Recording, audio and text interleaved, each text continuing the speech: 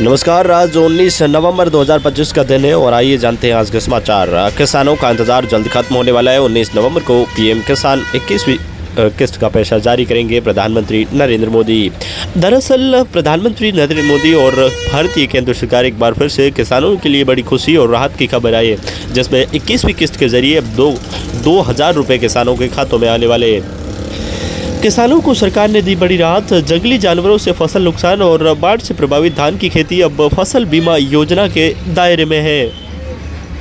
कृषि एवं किसान कल्याण मंत्रालय ने ये फैसला लिया है। प्रधानमंत्री फसल योजना के तहत अब किसानों के लिए बड़ी राहत, जिसमें जंगली जानवर या फिर खेती के अंदर जल भराव होता है तो ये सारा नुकसान फसल बीमा योजना के इस दायरे में आएगा।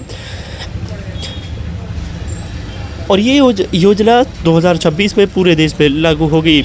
दिल्ली धमाके में एक और गिरफ्तारी। एनआईए ने श्रीनगर से उठाया एक और साजिशकर्ता को। दिल्ली ब्लास्ट अल फलाह ग्रुप का चेयरमैन गिरफ्तार। यूनिवर्सिटी से झूठा दावा करके करोड़ों रुपए वसूले। श्रीनगर से डॉक्टर और पति पत्नी दोनों हिरासत में। आतंकी उमर का नया वीडियो एक बार फिर से सामने आया है।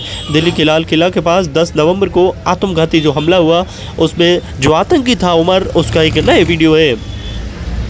मीडिया रिपोर्ट्स के मुताबिक इसमें कहा गया है कि एक बात को जो समझी गई, ये एक शहीद होने के लिए ऑपरेशन मास्टरमर्डम ऑपरेशन था। और अल फलाह यूनिवर्सिटी में डॉक्टर निसार की पत्नी बेटी हाउस अरेस्ट हो गई है और छात्रों के मोबाइल जब्त किए गए। केंद्र सरकार की प्राइवेट टीवी चैनल को चेतावनी का संवेदनशील और भड़काऊ कंटेंट टेलीकास्ट न करे। कुछ चैनल ने दिल्ली ब्लास्ट कवरेज पर लापरवाही बरती। इसके साथ ही केंद्र सरकार ने उनको एक बार फिर से चेतावनी देते हुए कहा कि विस्फोटक बनाने की विधि भी साथ में दिखा रहे और सरकार ने इसके लिए एडवाइजरी और जारी की और उन्हें तत्काल बंद करने की सूचना दी। अगली बड़ी खबर की ओर बढ़ते हैं, जहां दिल्ली की 3 अदालतों 2 स्कूलों को बम की धमकी। पटियाला हाउस कोर्ट में ब्लास्ट से जुड़े आरोपी की पेशी से पहले आया मेल, जांच जारी। लॉरेंस का भाई अनमोल अमेरिका से इंडिया लाया जा रहा है। बाबा सिद्दीकी और मूसेवाला मर्डर में ये वांटेड था। सलमान खान के घर पे फायरिंग का भी जिम्मा एन जनाब ने उठाया था।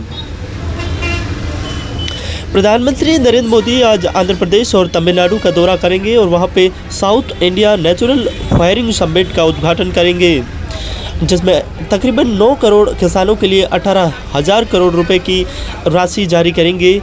पीएम सम्मान निधि योजना के तहत केंद्रीय गृह मंत्री अमित शाह ने एक बार फिर से नीतीश कुमार से मिलने की एक बैठक रखी, जिसमें तकरीबन 20 नवंबर को नीतीश कुमार एक बार फिर से जेडीयू की ओर से मुख्यमंत्री पद की शपथ लेंगे।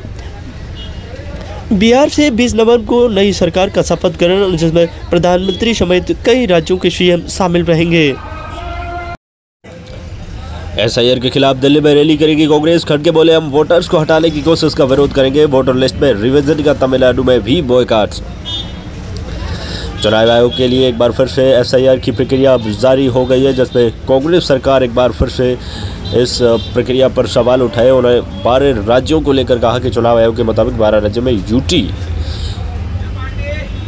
और वित्त मंत्री निर्मला सीतारमण ने कैपिटल मार्केट प्रतिनिधियों के साथ की प्री बजट बैठक। इसका उद्देश्य आगामी बजट को लेकर उसके संबंध में अध्यक्षता कर रही है इस समय निर्मला सीतारमण। अगले 5 साल तक की फंडिंग और ब्लू प्रिंट तैयार 16वें वित्त आयोग में राष्ट्रपति को सौंपी गई है ये रिपोर्ट। भारत की रफ्तार को रोकना नामुमकिन। एसबीआई की रिपोर्ट का दावा, जीडीपी 7.5% तक बढ़ेगी। लेकिन एक बार फिर से एसबीआई की रिपोर्ट्स और उसकी सर्च रिपोर्ट ने बताया कि भारत की जीडीपी एक बार फिर से 7.5% के करीब बढ़ती हुई नजर आ रही है। भारत का निर्यात अपने अप्रैल और अक्टूबर अवधि में मजबूत वृद्धि के साथ 491.80 अरब डॉलर तक पहुंचा। अक्टूबर में 1.42 करोड़ यात्रियों ने उड़ान भरी। 6 एयर ट्रैफिक 6% बढ़ने का अनुमान। और ये देखिए, एक बार फिर से सर्वर डाउन हुआ, जिसमें ChatGPT एक समेत कई सेवाएं ठप हुई और दुनिया का सारा इंटरनेट एक समय के लिए रुका। हालांकि अब सारी परिस्थितियों को संभाला गया है, लेकिन एक समय पे सारी जो ChatGPT हो या ज़मीनी हो या फिर दुनिया की तमाम बड़ी बड़ी वेबसाइट टफ हो गई थी।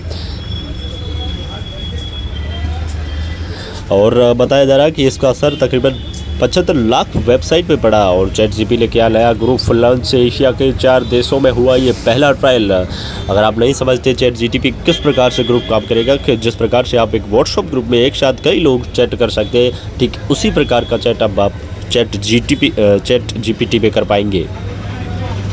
और दिल्ली के व्यापारियों को एमएसडी में बड़ी राहत। पुराने तरीके से फैक्ट्री लाइसेंस का आवेदन करने वालों को पैसा अब वापस होगा। इसके लिए उन्हें निगम के क्षेत्रीय कार्यालय में आवेदन करना होगा। और इंडियन रेलवे का बड़ा कदम, ट्रेन के डिब्बों में यात्रियों को मिलेगी संक्रमण मुक्त हवा। इसका मतलब अगर आप नहीं समझते तो आइए हम समझाते हैं। दरअसल कुछ इस प्रकार की टेक्निक का यूज किया जाएगा ट्रेन के सारे डब्बों में, जिसमें संक्रमित जो हवा होगी उसको स्वस्थ बनाया जाएगा, ताकि यात्रियों के इस स्वास्थ्य पर बेहतर तरीके से ध्यान रखा जाए। और उन यात्रियों के स्वास्थ्य पर पूरी नज़र एक बार फिर से रेल मंत्रालय की ओर दी गई है, और ये भारतीय रेलवे के लिए बहुत बड़ी बात है। और भारत का पहला इलेक्ट्रिक एयर टैक्सी अब हब बन गया। आंध्र प्रदेश में 2 साल में पहली ड्रोन टैक्सी शुरू होगी। सरला एविएशन 1300 करोड़ रुपए निवेश कर रही है।